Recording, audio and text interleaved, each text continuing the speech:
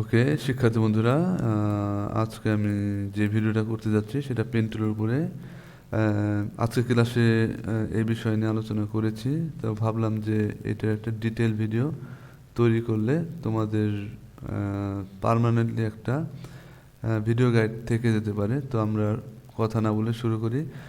Pen টুলে কাজ করার ক্ষেত্রে আমাদের বেশ কিছু বিষয় জানা থাকতে হবে, তাহলে কাজটির আউটপুটটা সুন্দর হবে।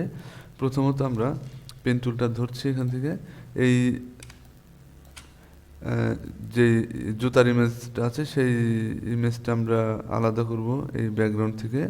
তাহলে পেন টুল নিয়ে কাজ করা শুরু করব। এখন পেন টুলে কাজ করার ক্ষেত্রে আমরা এখানে বিশেষভাবে লক্ষ্য রাখবো যে এখানে কী লেখা আছে। এখানে যদি পাথ লেখা থাকে তাহলে শুধুমাত্র এখানে লাইন হবে, পাথ হবে। কিন্তু আমরা যদি চাই কোনো শেপ তৈরি করব, কাস্টম শেপ, তখন আমরা শেপটা সিলেক্ট করে দিয়ে কোনো কিছু ড্র করবো। এখানে আমাদের ফিল এবং স্ট্রোক কালার এই রঙের উপর ভিত্তি করে দেখা যাচ্ছে। তাহলে আমরা এই জুতার চারদিকে একটা সিলেকশন এরিয়া তৈরি করব। তার জন্য আমাদের লাগবে পাথ অপশন। তাহলে আমি পাথ অপশনটা সিলেক্ট করে নিলাম। এখন আমি এই জুতার চারদিকে একটা পাথ এরিয়া তৈরি করব। এটা করার ক্ষেত্রে আমরা যে বিষয়গুলো খুবই জরুরিভাবে ফলো করব সেটা হলো যে আমাদের এই যে জুতার যে বডিটা আছে সেই জুতার বডি এবং ব্যাকগ্রাউন্ড এখানে কিছুটা ব্লেন্ড হয়ে গিয়েছে। সেজন্য আমরা জুতার মেইন বডির যে পিক্সেলটা আছে সেটা ধরবো। তাহলে আমাদের এটা ব্যাকগ্রাউন্ড, তাহলে ব্যাকগ্রাউন্ড থেকে 1 2 3 4 5 এখান থেকে শুরু করতে পারি। কমপক্ষে এখানে আমরা 1 2 2 বা 3 বা 4 বা 5 এখান থেকে আমরা স্টার্ট করতে পারি। তবে এই ক্ষেত্রে আমার দেখা যাচ্ছে যে 1 2 3 3 থেকে শুরু করলে বেস্ট হয়। ওকে, আমি এখানে একটা ক্লিক করে পয়েন্টারটা স্থাপন করলাম। এইটা একটা বিষয়। আরেকটা বিষয় হলো আমরা যখন এখান থেকে আমরা এই পর্যন্ত একটা বাঁক আমরা কভার করতে পারছি, তাহলে এইভাবে আমরা এইখান থেকে এই পর্যন্ত একটা পাথ নিয়ে আমরা পুরো এরিয়াটা কভার করলাম। অনেকে ছোট ছোট করে করে এটা ভুল। আমরা আমাদের পাথের ভেতরে যত কম পয়েন্ট নিতে পারি তত ভালো। তাহলে এখান থেকে আমরা এখানে ক্লিক করছি। ক্লিক করে আমরা একটু মাউস দিয়ে ড্র্যাগ করে মুভ করে জিনিসটাকে অ্যাডজাস্ট করে নেব। ওকে, আমরা একটা বিষয় লক্ষ্য করি, এখানে আমাদের মূল জুতার কিছু অংশ বাইরে চলে যাচ্ছে। এটা গেলে আমাদের ফাইনাল আউটপুটটা খুব সুন্দর হবে। কারণ হলো আমাদের বাইরের কোনো পার্ট ভেতরে আনা যাবে না। বাইরের পার্ট ভেতরে আসলে সেটা ত্রুটিপূর্ণ থাকবে। তাহলে আমরা এখান থেকে সামনে মুভ করি। আমরা অলটা চেপে দিয়ে এটা ছোট করে নিচ্ছি। আমাদের ডিরেকশন যেদিকে আমরা সেদিকে এটা দিয়ে দেবো। তাহলে আমরা ডিরেকশনটা এদিকে দিচ্ছি। তবে খুব গুরুত্বপূর্ণ হলো আমাদের এই পয়েন্ট থেকে এই পাশে যে হ্যান্ডেলটা সোজা থাকবে, এই পাশের হ্যান্ডেলটাও ঠিক একই সোজা রাখতে হবে। যদি আমরা বাঁকা করি তাহলে এটা কর্নার হয়ে যাবে, যেটা ত্রুটিপূর্ণ। তাহলে আমরা ছোট করে সমান সমান রাখলাম। এরপর আমরা এখান থেকে এখানে ক্লিক করে দিলাম। আমরা এখানে একটা বাঁক পাচ্ছি, তাহলে আমরা এখানে ক্লিক করে দেখি আমরা পাই কিনা। আমরা পেয়ে গেলাম। অলটা চেপে দিলে আমরা ছোট করব। আমরা জানি যে এই দিকে নিতে হবে ডিরেকশন অনুযায়ী, কিন্তু এটা করলে আমাদের এখানে কর্নার হয়ে যাবে। সুতরাং আমরা বড় যদি আমরা এটা এরকম সমান দুই পাশ সমান করে আমরা ছোট হ্যান্ডেল নিতে পারি।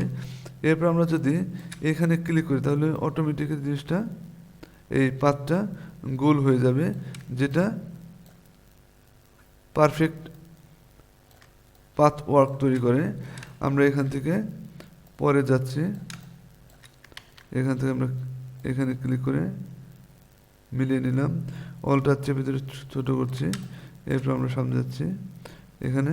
আচ্ছা, আমি এখানে ভুল করে এখানে ক্লিক করে বসলাম। তাহলে আমরা মাউস ক্লিক করে ধরে রাখা অবস্থায় আমরা স্পেস বার চেপে ধরে এটা মুভ করতে পারি। স্পেস বার চেপে ধরছি এবং মাউস দিয়ে আমরা এটা মুভ করছি। তাহলে আমার এইখানে থাকা উচিত ছিল, আমি এখানে রেখে দিলাম। এরপর আমরা এটা সেট করলাম, এটা ছোট করে এখানে আমাদের একটু উঁচু করতে হবে, এখানেও করতে হবে, এটা আমরা পরে দেখছি কীভাবে করতে হয়। আমরা এখানে ক্লিক করে টান দিচ্ছি। টান দিলে সুবিধাটা কি, আমাদের টান দিলে পুরো লাইনটাই রাউন্ড হয়। তাহলে আমরা ছোট করলাম, এখানে এসে টান দিচ্ছি।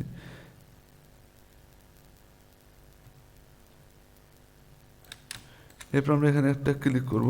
এই একটা ক্লিক করলে, যদি আমরা একটা ক্লিক করি তাহলে আমাদের কর্নার হওয়ার সম্ভাবনা বেশি থাকবে। সুতরাং আমরা কোথাও ক্লিক করে টান দেব। এরকম টান দিলে দুই পাশ থেকে অ্যারো তৈরি হয়ে যাবে, সরি দুইটা হ্যান্ডেল তৈরি হবে।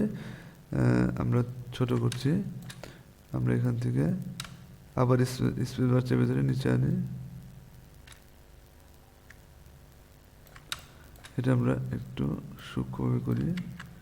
এখানে আমাদের এরকম থাকলে এখানে ক্লিক করব, তাহলে আমাদের হ্যান্ডেল এদিকে হলে বাঁকা হয়ে এদিকে যাবে স্মুথলি। তাহলে আমরা এখান থেকে ক্লিক করে দিই।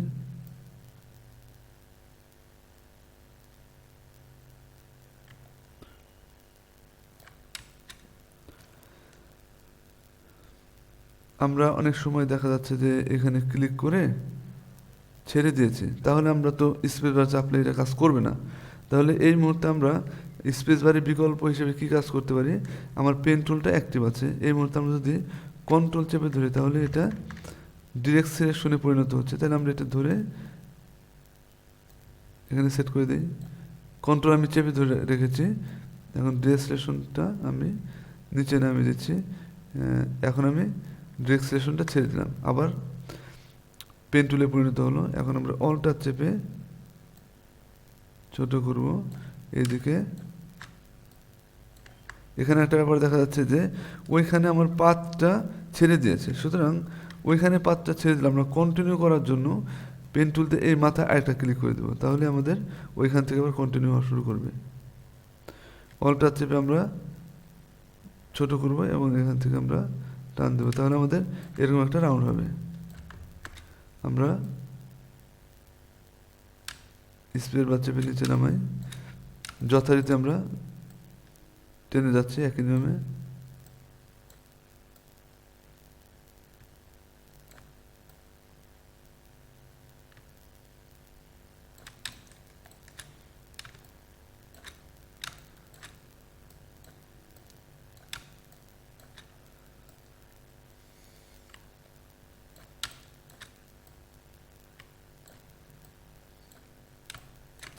আমরা এখান দিয়ে এরকম হলে এখান থেকে আমরা যে পয়েন্টটা নিয়েছি সেটা যদি আমরা এখানে যে ক্লিক করি তাহলে এটা একটা বাঁকা রেখা দেখাবে, যেটা আমরা আশা করছি। টান দিচ্ছি, আমরা জানি যে পয়েন্টার সেট করে টান দিলে দুটো হ্যান্ডেল তৈরি হয় এবং পরবর্তী ধাপে ক্লিক করলে পেছন থেকে এটা রাউন্ড হয়ে তৈরি হয়। আচ্ছা, এরপর আমরা এখান থেকে এখানে ক্লিক করলাম, এখান থেকে এখানে ক্লিক করে দিচ্ছি। আশা করি তোমরা সবাই বুঝতে পেরেছ অলরেডি। আচ্ছা, এখন এখানে যাচ্ছি,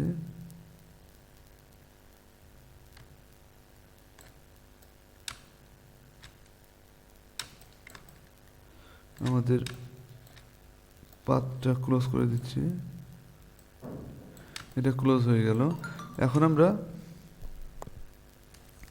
এই ক্লোজ পাথটাকে কীভাবে আমরা সিলেকশনে পরিণত করে ব্যাকগ্রাউন্ডটা মুছে দিতে পারি, এক্ষেত্রে আমরা এই পাথ অবস্থায় পেন টুল সিলেক্ট করে আমরা ডানে ক্লিক করছি, এখানে মেক সিলেকশন পাচ্ছি। মেক সিলেকশন আমরা রেডিয়াস 1 2 3 4 5 বা আরও অধিক দিতে পারি। এই রেডিয়াসের মান বাড়বে আমার ছবি যত বড় হবে, ছবি যত ছোট হবে রেডিয়াসের মান তত কমতে থাকবে। এই ছবির আকার অনুযায়ী আমি এখানে রেডিয়াসটা 2 দিচ্ছি, 2 দিয়ে আমরা ওকে দিচ্ছি। ওকে দেওয়ার পর আমার চারদিকে সিলেকশন তৈরি হয়ে গেল। এখন আমরা এই মূল লেয়ারটা ধরে মাস্ক করে দিচ্ছি, এটা মাস্ক হয়ে গেল। নিচের লেয়ারটা আমরা অফ করে দেখি।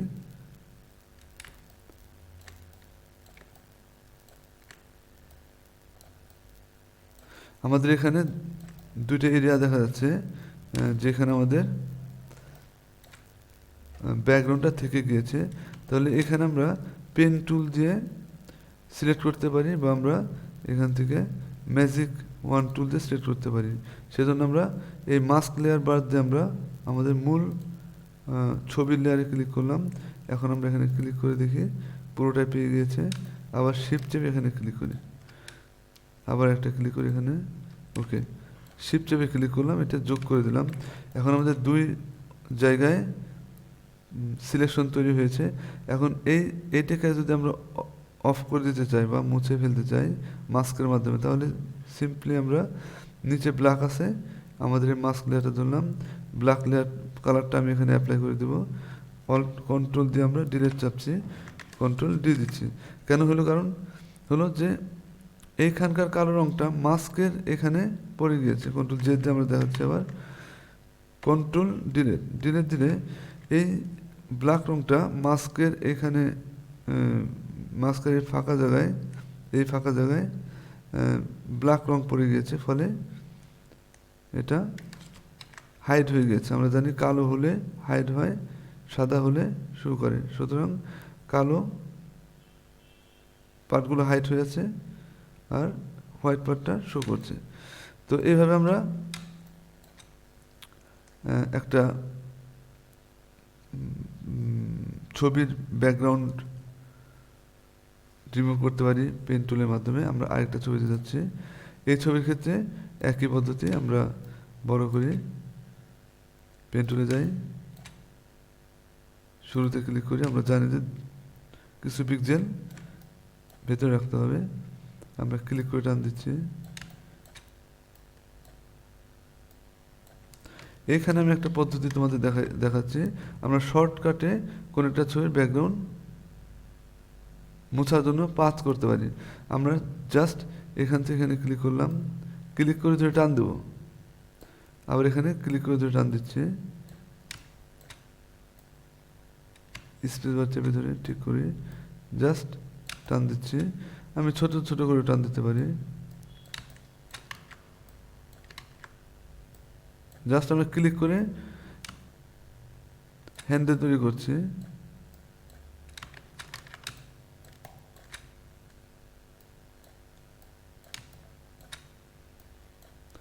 এই হ্যান্ডেল তৈরি হওয়ার কারণে আমাদের লাইনগুলো বাঁকা হলেও এই লাইনগুলো স্মুথ হচ্ছে, ফলে আমাদের কাজের আউটপুটটা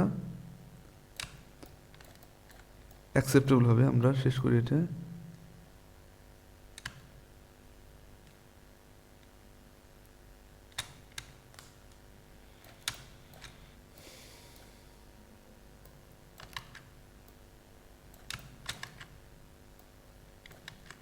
ছুটে গিয়েছে, আবার মাথায় ক্লিক করি।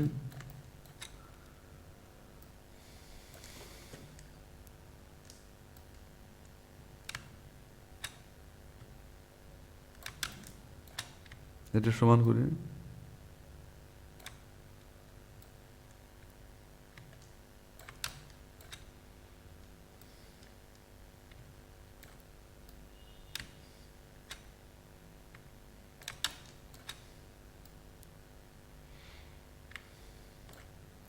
এটা ডিরেকশন এদিকে যাবে, কিন্তু আমার হ্যান্ডেলটা এদিকে আছে। সুতরাং আমরা বড় না করে ছোট করি। ছোট করলে আমাদের বাঁকা দিকে গেল, কিন্তু আমার এখানে রাউন্ড হয়ে গেল, ফলে এটা অ্যাকসেপ্টেবল অবস্থায় থাকবে।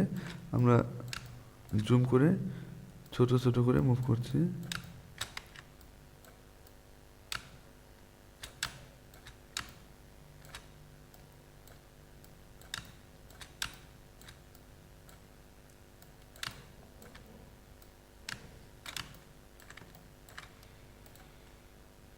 শেষ করলাম। যথারীতি আমরা ডানে ক্লিক করছি, মেক সিলেকশন যাচ্ছি, এই ছবিটা আমরা 2 দিচ্ছি, রেডিয়াস ওকে দিলাম, সিলেক্ট হয়ে গেল। এখন আমরা মাস্ক করে ফেললাম। মাস্ক করার পর আমরা দেখছি যে ভিতরে ব্যাকগ্রাউন্ডের কিছু রয়ে গিয়েছে। সেক্ষেত্রে আমরা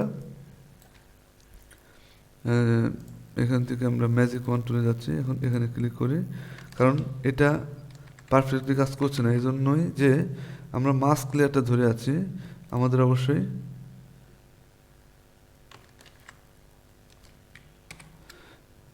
মূল লেয়ারটা ধরতে হবে। এখানে মূল লেয়ার ধরে আমরা এখানে ক্লিক করি, আমাদের এখানে 32 থেকে একটু কমিয়ে দিচ্ছি 15।